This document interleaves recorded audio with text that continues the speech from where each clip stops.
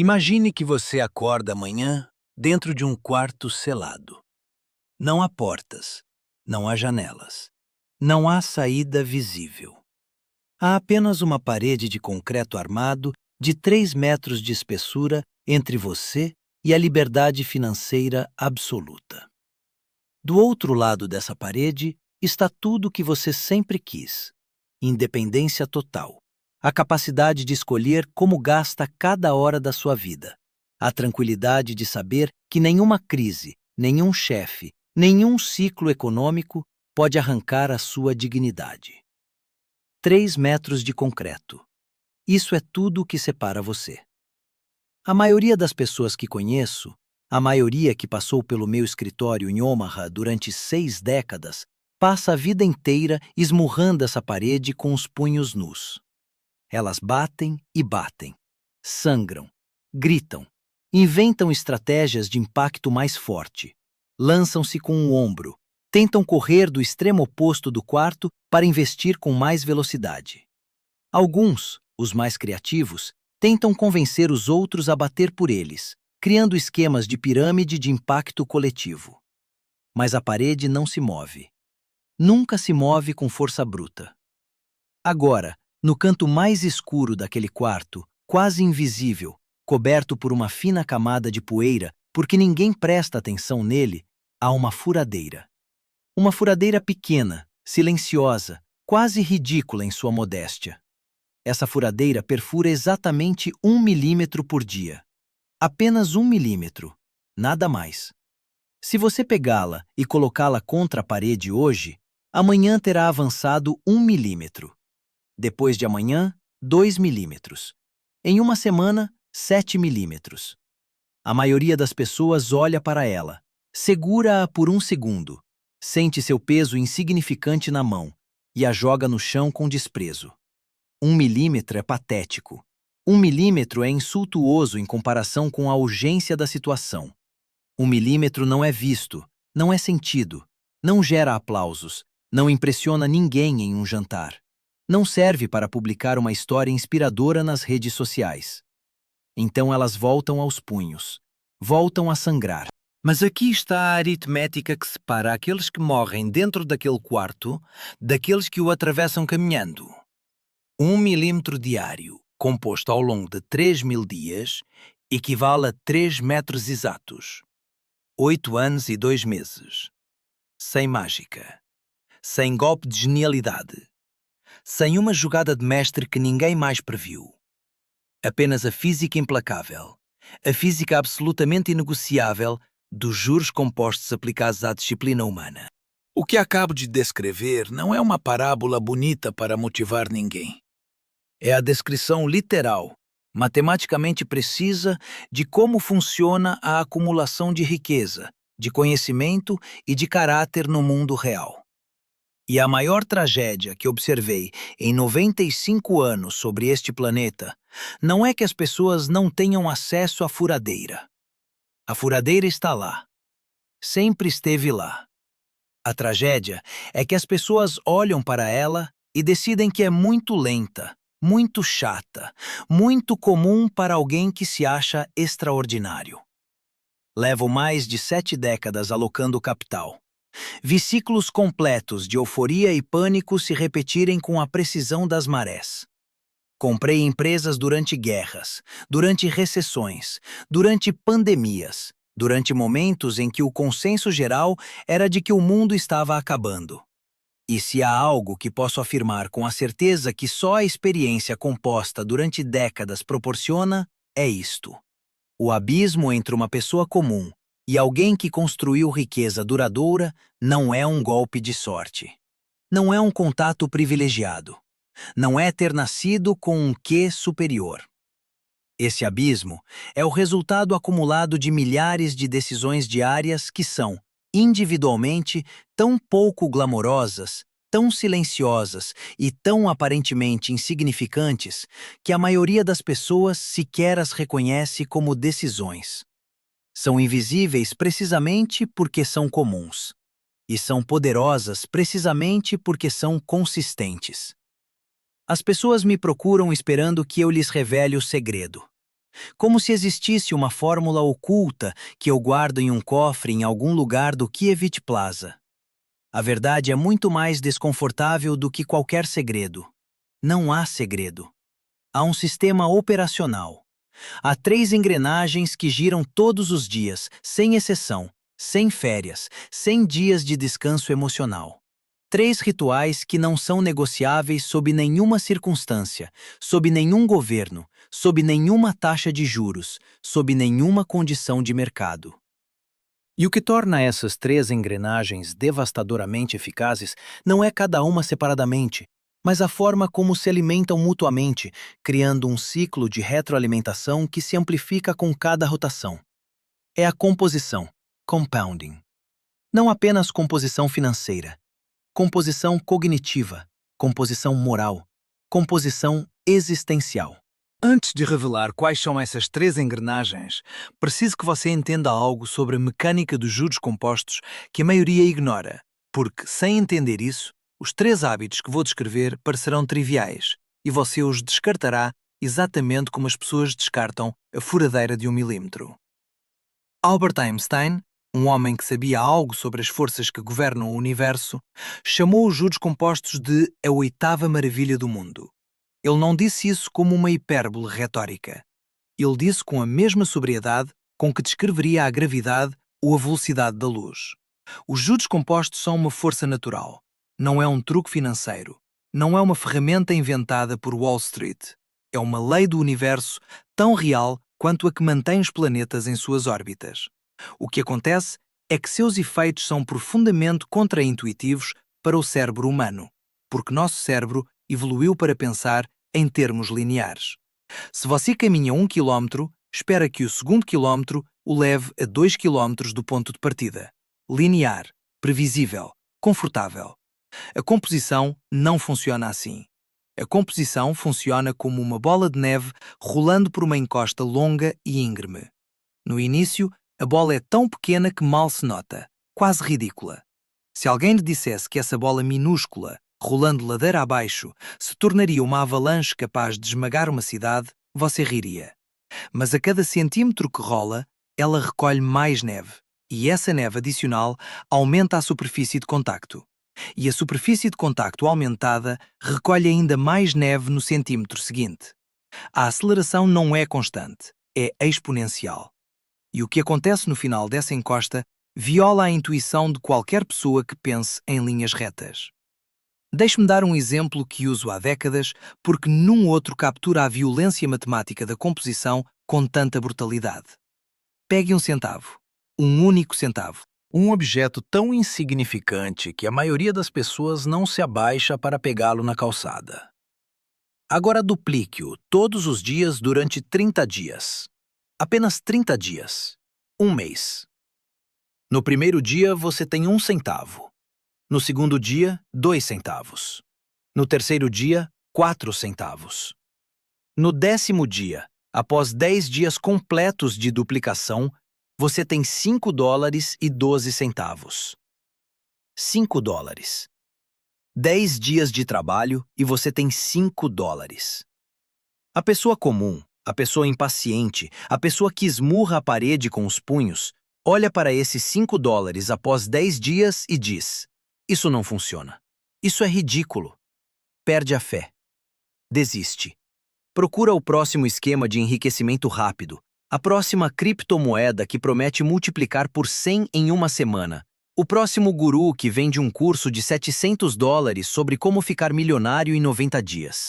Mas se essa pessoa tivesse tido a disciplina, a paciência biológica, a tolerância ao tédio necessária para continuar duplicando esse centavo, sem olhar muito para ele, sem questionar o processo, sem comparar seu progresso com o dos outros, isto é o que teria encontrado.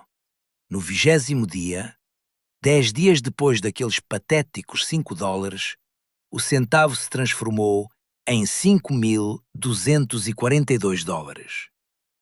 O salto de $5 para $5.000 ocorreu em apenas 10 dias.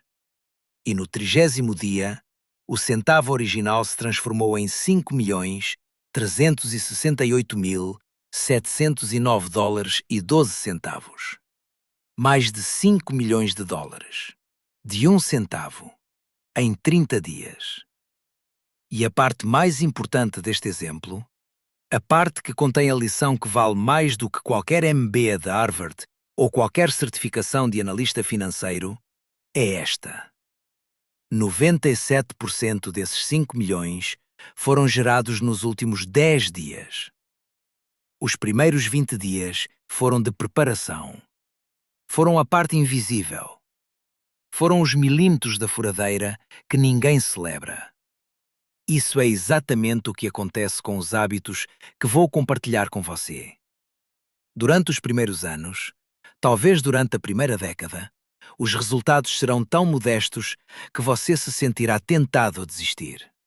Seu círculo social, seus amigos, sua família, as vozes nas redes sociais, todos dirão que você está perdendo seu tempo.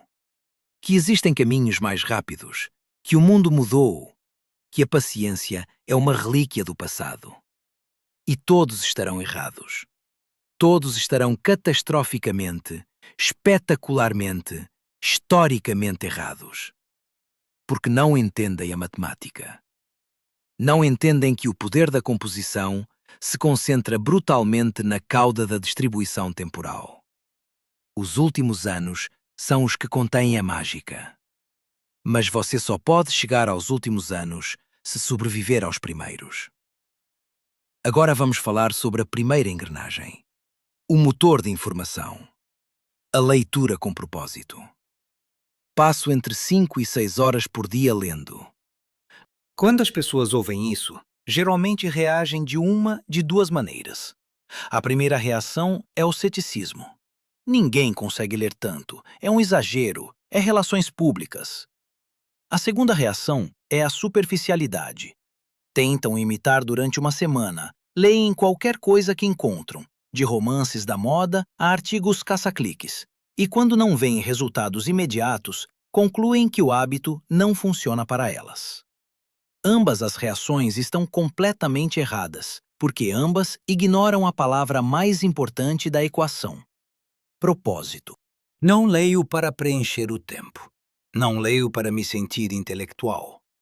Não leio para poder mencionar livros em conversas e parecer sofisticado. Leio com a mesma intencionalidade com que um geólogo estuda a composição do solo antes de decidir onde perfurar. Cada página que leio é uma pergunta que faço à realidade. Onde está o veio de ouro que os outros ainda não viram? Que estrutura invisível sustenta essa montanha de dados?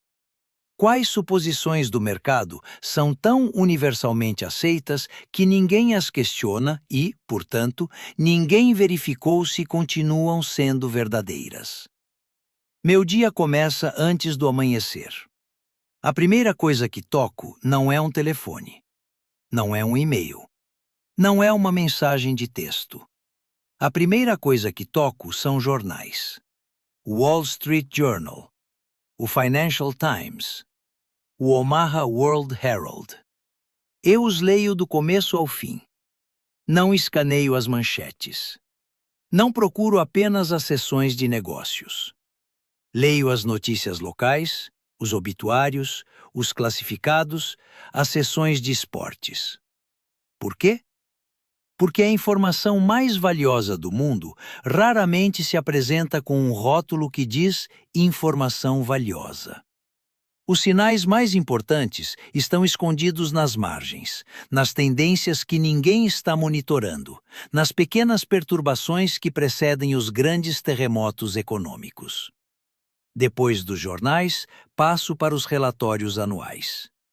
E aqui é onde a maioria das pessoas se perde, porque os relatórios anuais são, possivelmente, os documentos mais chatos que existem na face da Terra.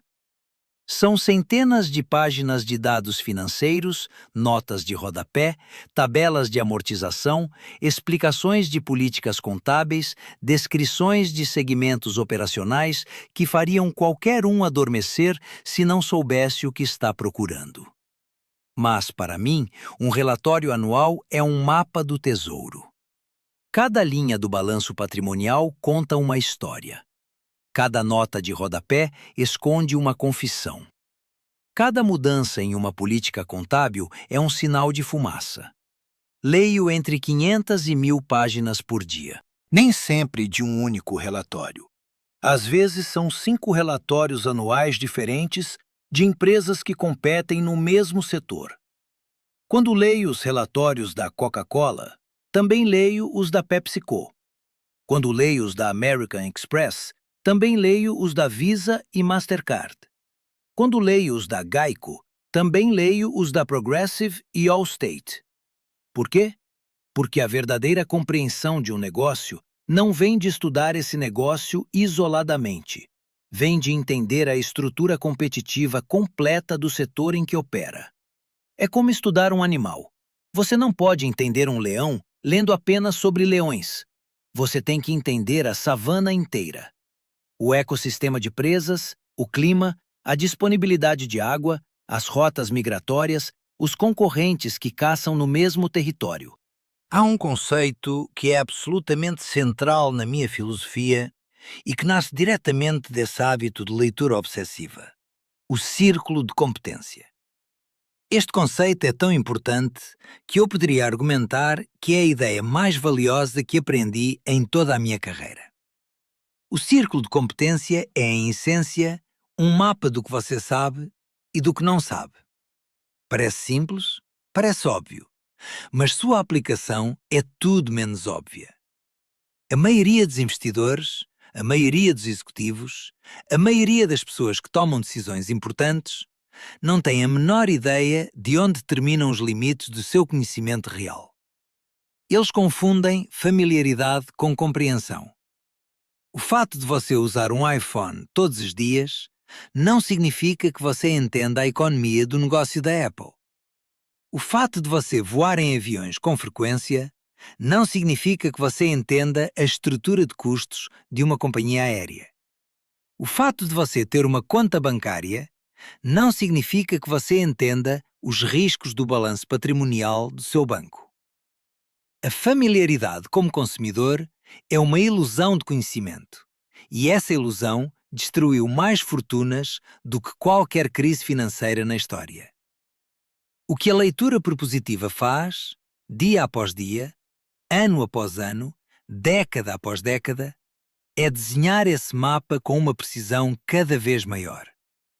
Cada relatório anual que leio acrescenta mais um detalhe ao mapa. Cada nota de rodapé que decifro ilumina um canto que antes estava escuro. Cada comparação entre concorrentes refina as bordas do círculo. E o mais importante, o absolutamente mais importante, cada página que leio me torna mais consciente do que não sei, do que está fora do meu círculo, dos territórios onde seria perigoso me aventurar porque meu conhecimento é superficial. Charlie Munger, meu sócio por mais de 60 anos, dizia isso de uma forma que eu nunca poderia melhorar. Passo um terço da minha vida lendo e um terço pensando sobre o que li. O terço restante é para todo o resto.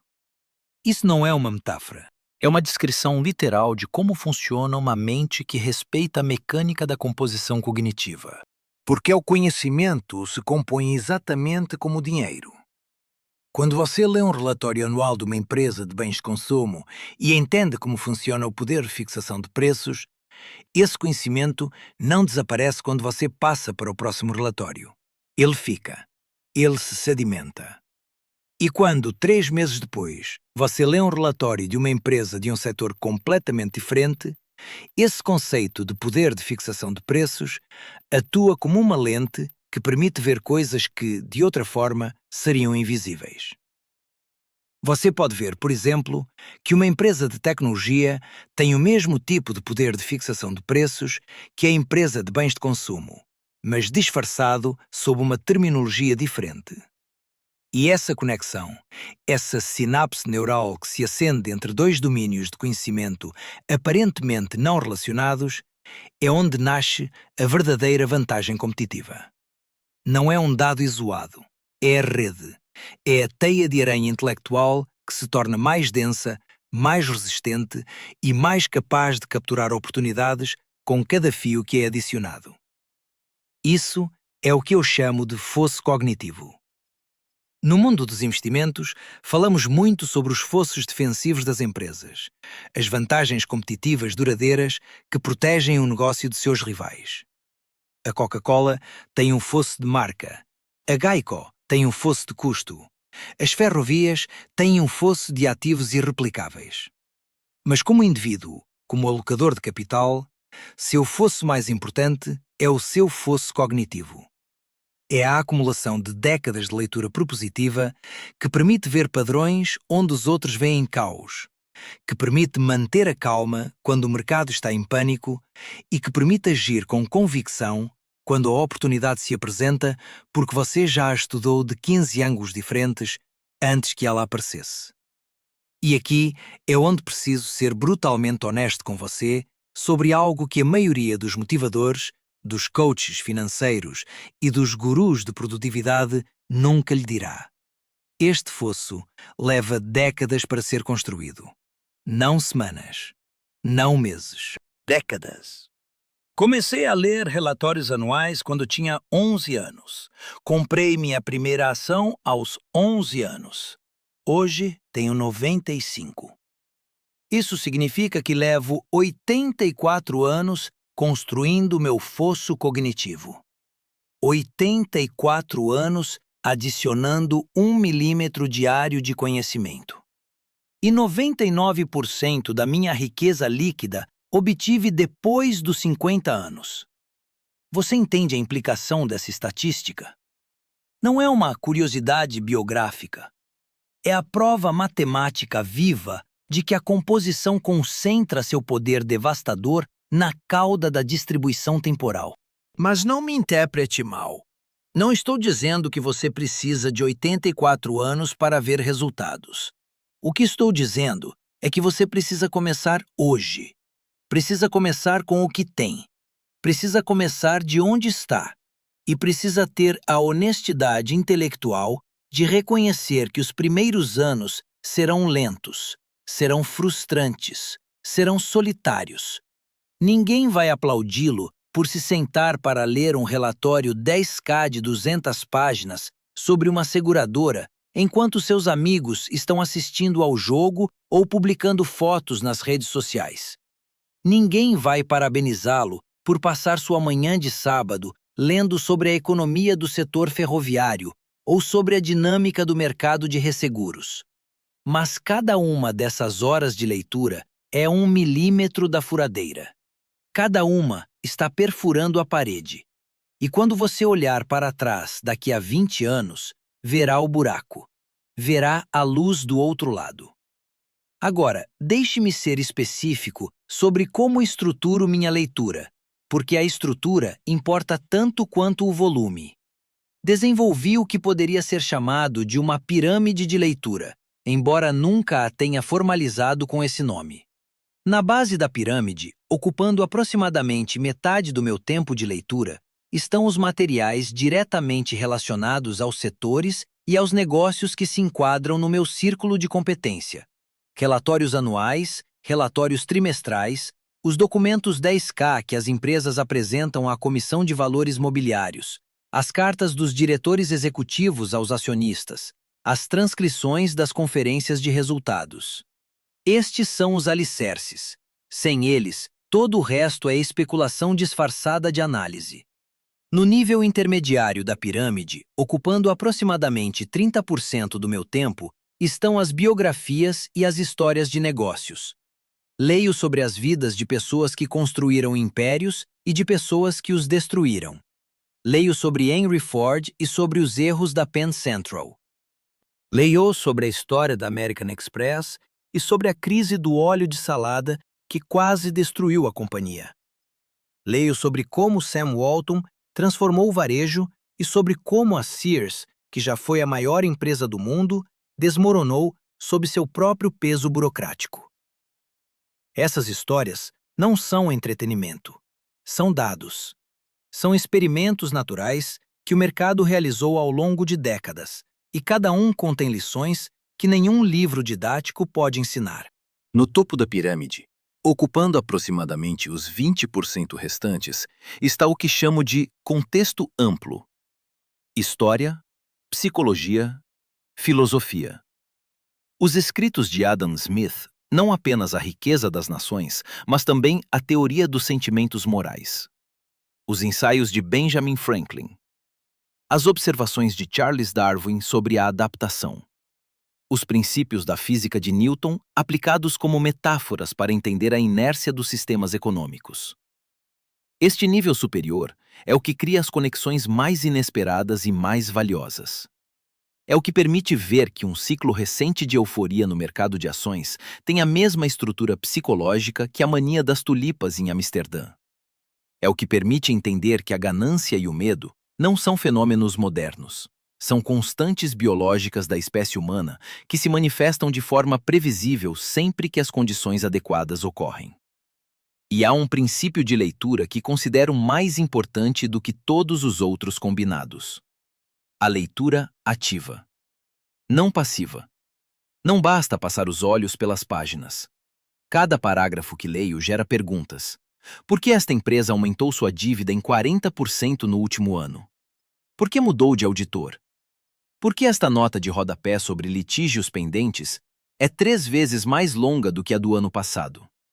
O que está acontecendo no mercado de matérias-primas que poderia explicar a compressão das margens neste segmento? Anoto essas perguntas. Eu as investigo.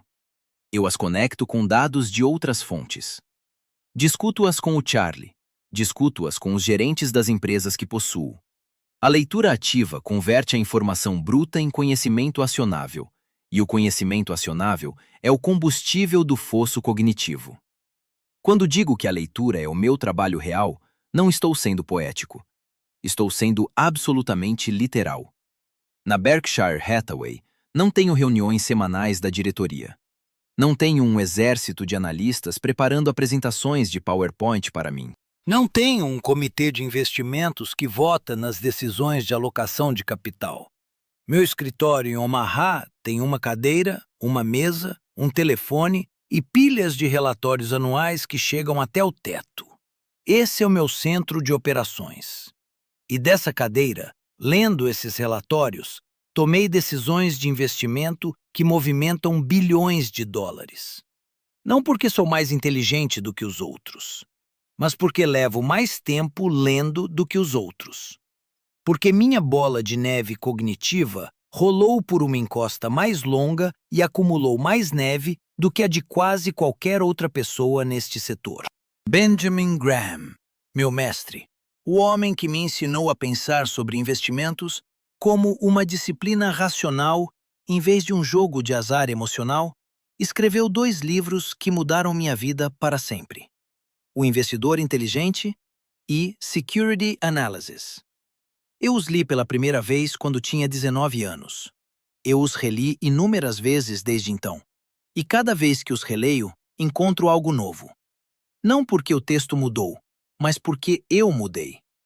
Minha acumulação de conhecimento entre uma leitura e a seguinte me permite ver camadas de significado que antes eram invisíveis. Isso é a composição cognitiva em sua forma mais pura. O mesmo texto, lido por uma mente mais experiente, produz um rendimento intelectual exponencialmente maior. É exatamente como reinvestir os dividendos. O capital base não muda, mas o rendimento sobre o rendimento acumulado cresce de forma desproporcional. Quero que você entenda algo com clareza absoluta antes de passar para a segunda engrenagem. Não estou dizendo que você precisa ler 500 páginas por dia. Se você puder ler 1 hora por dia com verdadeiro propósito, com verdadeira concentração, com a disciplina de anotar, questionar e conectar, você estará no 1% superior da população em termos de acumulação de conhecimento composto. 1 hora. 5 horas por semana. 260 horas por ano. Em 10 anos, 2.600 horas de leitura propositiva.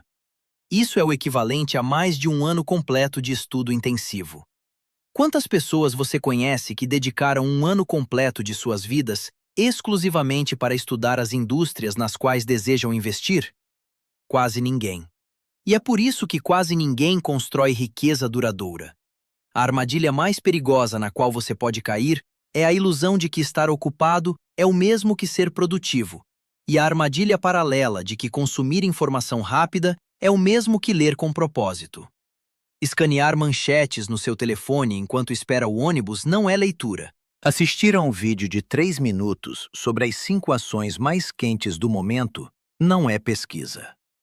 Ler o feed do Twitter de um suposto especialista financeiro não é construir um fosso cognitivo. São substitutos baratos, satisfatórios a curto prazo e inúteis a longo prazo. São o equivalente intelectual da junk food. Enchem o seu estômago, mas não o nutrem.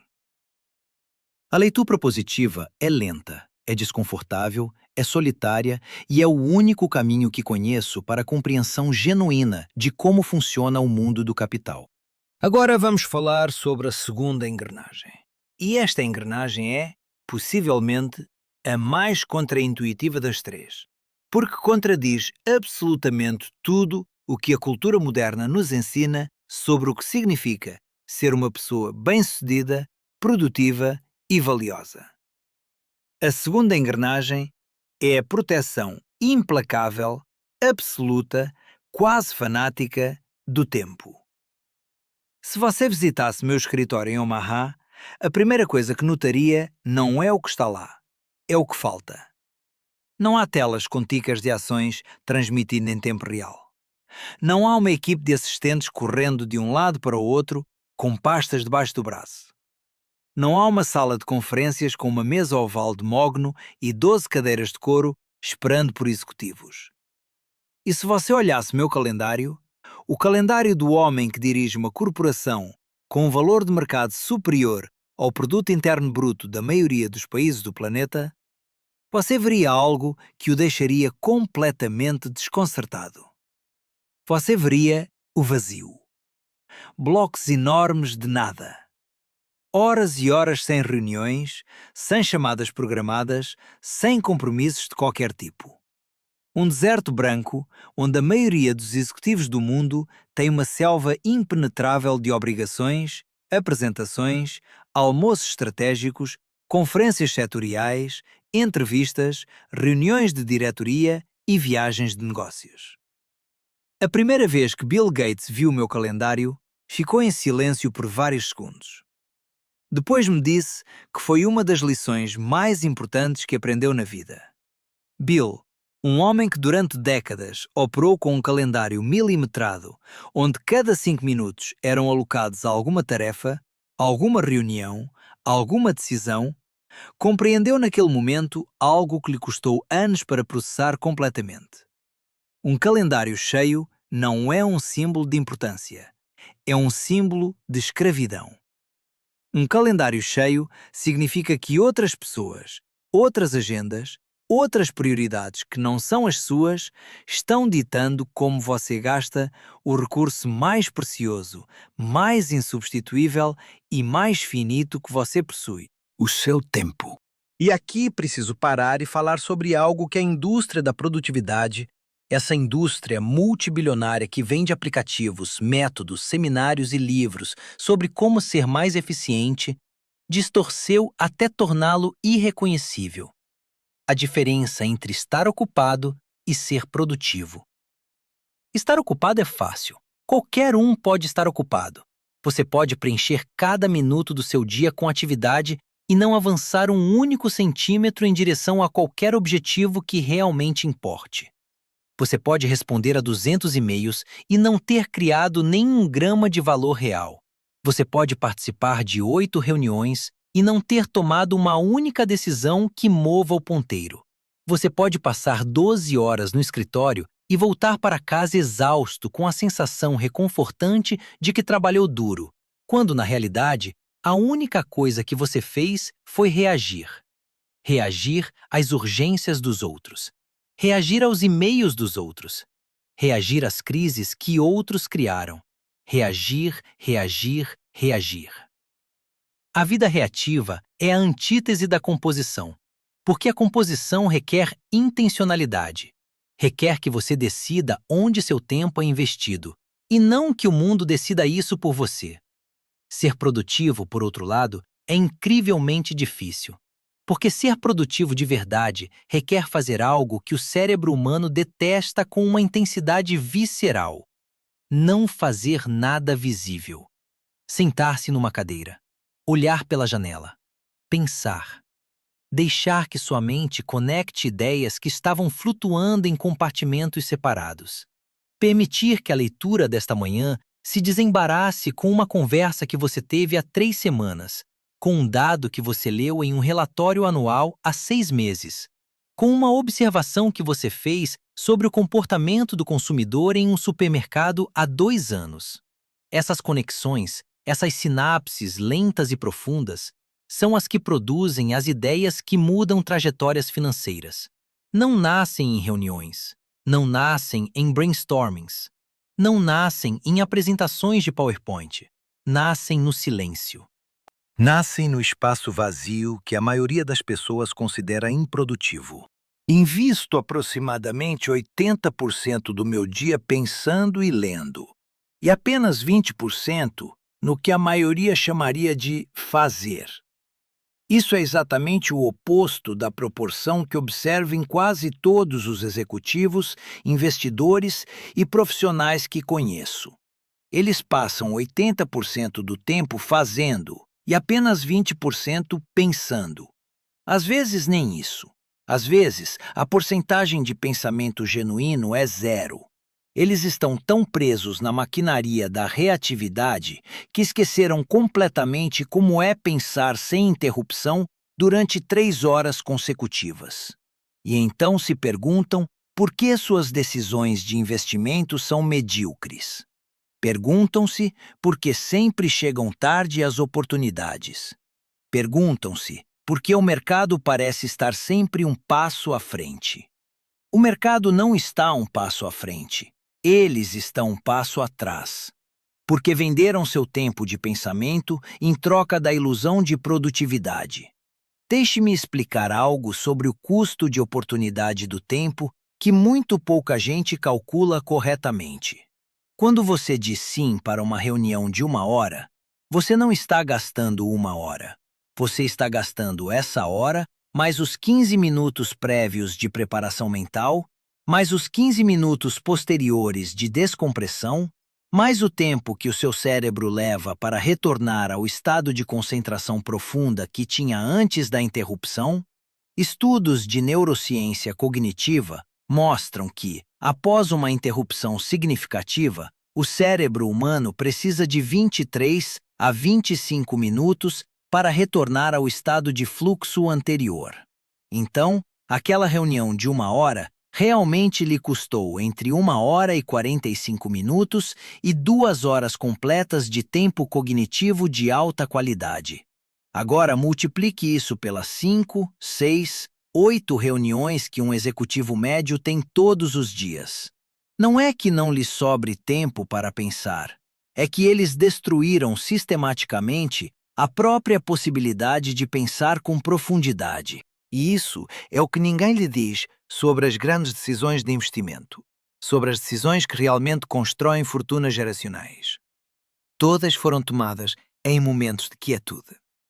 A decisão de comprar ações da American Express durante a crise do óleo de salada não nasceu em uma reunião de comitê. Nasceu enquanto eu estava sentado sozinho, pensando, conectando o que sabia sobre a força da marca com o que via no comportamento real dos consumidores que continuavam usando o cartão, apesar do escândalo.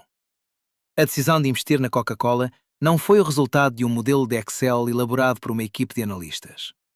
Foi o resultado de décadas observando a empresa, bebendo Cherry Coke todos os dias, lendo seus relatórios anuais, entendendo intuitiva e racionalmente que a marca tinha um poder de penetração global que o mercado estava subestimando grotescamente. A decisão de comprar a Burlington Northern Santa Fe, a maior empresa ferroviária da América do Norte, não surgiu de uma apresentação de banqueiros de investimento em um salão de hotel em Nova York. Surgiu de anos lendo sobre a economia do transporte de carga, de entender que as ferrovias são um sistema circulatório da economia industrial, de reconhecer que os trilhos são um ativo irreplicável porque ninguém vai construir uma nova rede ferroviária transcontinental na era moderna. Todas essas decisões, cada uma das quais gerou bilhões de dólares para os acionistas da Berkshire Hathaway, foram incubadas no silêncio. Foram o produto do espaço vazio no meu calendário. Foram possíveis porque protegi meu tempo com a mesma ferocidade com que um investidor protege seu capital. Porque tempo é capital. É a forma mais pura e insubstituível de capital que existe. Agora deixe-me falar sobre uma técnica que usei durante toda a minha vida e que considero uma das ferramentas mais poderosas para proteger seu tempo e, por extensão, para proteger sua capacidade de composição. É o que poderíamos chamar de regra dos 25 objetivos. Imagine que você se senta e escreve uma lista das 25 coisas mais importantes que deseja alcançar na vida. Não no próximo mês, não no próximo ano, na sua vida.